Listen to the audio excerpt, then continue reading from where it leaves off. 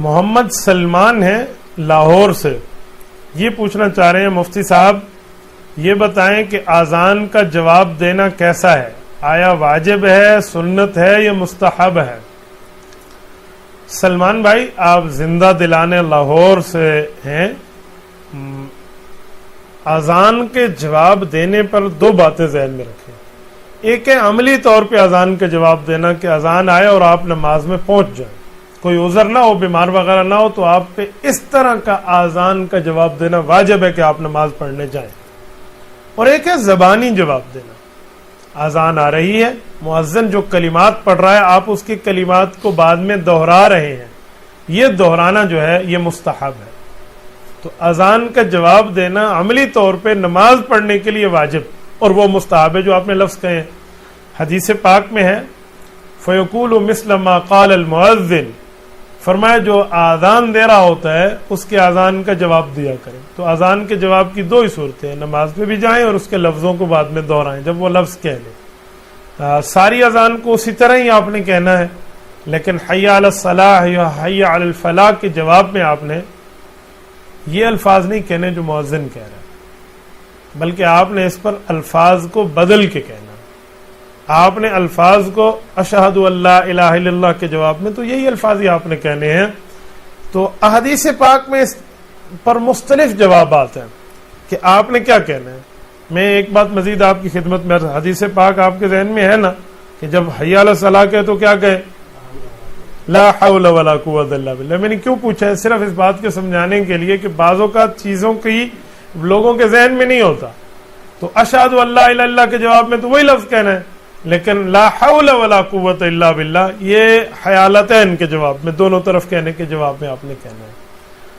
الصلاۃ خیر من النوم صبح کے وقت کہا جاتا ہے، تو اس وقت آپ نے لا حول ولا نہیں کہنا. اس لفظ کے جواب میں صدقت و بررت و بالحق نطقت یہ الفاظ کہنے. اور اسی طرح اگر آپ اذان کے جواب کے ساتھ اقامت کا جواب بھی کہنا چاہ رہے ہیں تو قد قامت الصلاح تک تو آپ سارے نے وہی کہنا ہے، لیکن قد قامت الصلاح میں ادامہ اللہ و اقامہ یہ الفاظ ہیں، یہ اذان کے جو، لیکن یہ مستحبات ہے، آپ دیں ثواب ہے، نہ دیں آپ پر کوئی گناہ نہیں ہے. لیکن اذان کا جواب یوں دینا کہ اذان کے جواب میں آپ نماز پڑھنے کے لیے تشریف لے جائیں مسجد، یہ آپ پر واجب ہے اگر آپ کو کوئی عذر لاحق نہیں ہے. امان اللہ خان پشاور سے پوچھ رہے ہیں مفتی صاحب السلام علیکم ورحمۃ اللہ وبرکاتہ، حضرت ایکسچینج پر گاڑی دینا کیسا ہے؟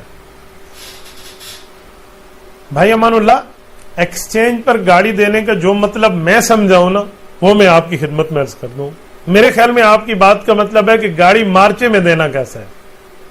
ایکسچینج تبدیلی کہتے ہیں نا، ویسے فارن کنٹری کی وہ کیا کہتے ہیں وہاں کے پیسے بندہ ایکسچینج، اور وہ یہ جو گاڑی کے ایکسچینج ہے، آپ نے بھی گاڑی دی اس نے بھی گاڑی دی، جو اوپر نیچے ہے وہ آپ پیسے لے یا دے سکتے ہیں، یہ ایکسچینج ہے.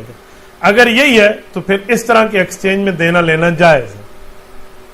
آپ کے پاس پرانی گاڑی ہے، سامنے والے بندہ جس سے آپ خرید رہے ہیں اس کے پاس نئی گاڑی ہے، اس کو ضرورت پرانی گاڑی ہے، باقی اس کو پیسے چاہیے، آپ کی ضرورت نئی گاڑی ہے، باقی آپ پیسے دینا چاہتے ہیں، تو آپ ایک دوسرے کے ساتھ گاڑی کا معاملہ طے کر لیں اور وہاں پر بیٹھ کر طے کریں کہ یہ کاروبار نقد ہے یا ادھار ہے.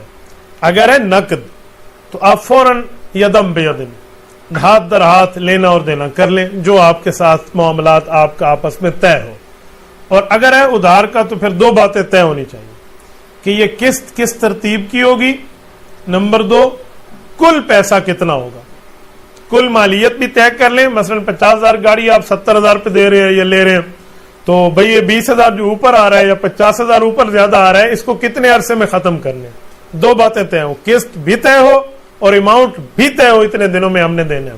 یہ میں نے کیوں کہا ہے؟ ایک بات سمجھانے کے لیے کہ لوگ اس میں ایک ناجائز کام کر لیتے ہیں. وہ ناجائز شرط کیا ہے؟ وہ یہ کرتے ہیں مثلا 1 سال کی قسطوں پہ چیز اٹھا لی، اب اس بیچارے نے 2 ماہ بعد قسطیں دینی تھی اور 1-2 قسطوں سے شارٹ ہو گئی، تو یہ اس کے اوپر مالی جرمانہ رکھ دیتے ہیں. آپ نے 2 قسطیں شارٹ کی ہیں لہٰذا آپ اتنے پیسے زیادہ دیں. بابا وہ 2 قسطیں شارٹ کرے یا 10 قسطیں شارٹ کرے، آپ اس سے پیسہ وہی لے سکتے ہیں جو آپ نے طے کیا ہے. زیادہ لینا آپ کے اوپر حرام ہے، یہ سود ہے، یہ غلط ہے، ناجائز ہے، منع ہے. تو اس بنیاد پہ 2 باتیں طے کر رہا ہوں. کہ آپ اس سے مالیت بھی طے کر لیں اور وقت بھی طے کر لیں. یہاں پر اگر آپ کے ذہن میں یہ سوال آئے کہ بھئی اگر اس کے اوپر ہم جرمانہ نہ رکھیں قسط لینے میں، اگر لیٹ کر دے تو وہ لیٹ ہی کرتا رہے گا، ڈراوے کے لیے ہم جرمانہ رکھتے ہیں، تو بھائی ڈراوے کے لیے آپ حرام شرط کیوں رکھتے ہیں؟ اگر آپ کو اس کے اوپر یقین نہیں تھا تو آپ نے اس کے ساتھ یہ مالی لین دین کیا کیوں ہے؟ یا تو پہلے اس سے کوئی تحقیق لے لیں، پہلے اس کی کوئی سرچنگ کر لیں. جب آپ اس پر مکمل اعتماد فرما کر کاروبار کا لین دین شروع کر رہے ہیں تو پھر آپ کو اب اعتماد کرنا پڑے گا، وہ ایک شارٹ کرے یا 2 شارٹ کرے. اور اگر قسطیں وہ شارٹ سے آپ ڈرتے ہیں تو پھر آپ یہ کاروبار چھوڑ دیں. میں آپ کو حرام کی اجازت نہیں دے سکتا اور اپنی گردن کو کل قیامت میں جہنم کا پل آپ کے لیے نہیں بنوا سکتا کہ آپ کی وجہ سے میں حرام کا فتویٰ دے دوں اور میری گردن جہنم پہ پل بنے اور آپ اس پر پاؤں رکھیں اور جنت میں تشریف لے جائیں. یہ کھاتا مجھ سے میری گردن کو پل بنوانے کا نہیں ہو سکتا. تبارك الذي نزل الفرقان على عبده ليكون للعالمين نذيرا.